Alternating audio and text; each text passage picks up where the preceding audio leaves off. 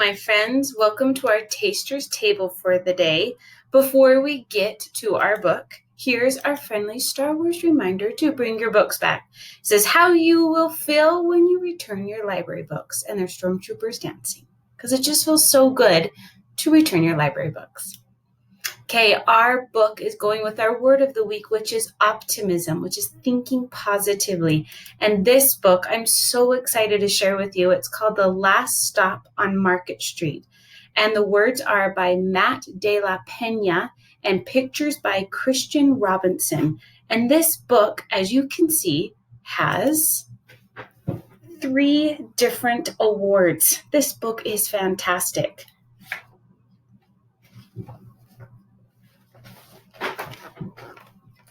CJ pushed through the church door, skipped down the steps. The outside air smelled like freedom, but it also smelled like rain, which freckled CJ's shirt and dripped down his nose. He ducked under his Nana's umbrella, saying, "How come we gotta wait for the bus in all this wet?" "Trees get thirsty too," his Nana told him. "Don't you see that big one drinking through a straw?" CJ looked for a long time, but never saw the straw. From the bus stop, he watched water pool on flower petals, watched rain patter against the windshield of a nearby car. His friend Colby climbed in, gave CJ a wave, and drove off with his dad. "Nana, how come we don't got a car?" "Boy, what do we need a car for? We got a bus that breathes fire, and old Mr. Dennis who always has a trick for you." The bus creaked to a stop in front of them. It sighed and sagged, and the door swung open. "What's that I see?" Mr. Dennis asked. He pulled a coin from behind CJ's ear, placed it in his palm. Nana laughed her deep laugh and pushed CJ along. They sat right up front. The man across the way was tuning a guitar. An old woman with curlers had butterflies in a jar. Nana gave everyone a great big smile and a good afternoon. She made sure CJ did the same. The bus lurched forward and stopped. Nana hummed as she knit. "How come we always gotta go here after church?" CJ said. "Miguel and Colby never have to go nowhere." "I feel sorry for those boys," she told them. "They'll never get a chance to meet Bobo or the sunglass man, and I hear Trixie got herself a brand new hat." CJ stared out the window, feeling sorry for himself. He watched cars zip by on the other side, watched a group of boys hop curbs on bikes. A man climbed aboard with a spotted dog. CJ gave up his seat. "How come that man can't see?" "Boy, what do you know about seeing?" Nana told him. "Some people watch the world with their ears." "That's a fact. Their noses, too," the man said, sniffing at the air. "That's a mighty fine perfume you're wearing today, ma'am." Nana squeezed the man's hand and laughed her deep laugh. 2 older boys got on next. CJ watched as they moved on by and stood in back. "Sure wish I had one of those," he said. Nana set down her knitting. "What for? You got the real live thing sitting across from you. Why don't you ask that man if he'll play us a song?" CJ didn't have to. The guitar player was already plucking strings and beginning to sing. "To feel the magic of music," the blind man whispered. "I like to close my eyes." Nana closed hers too.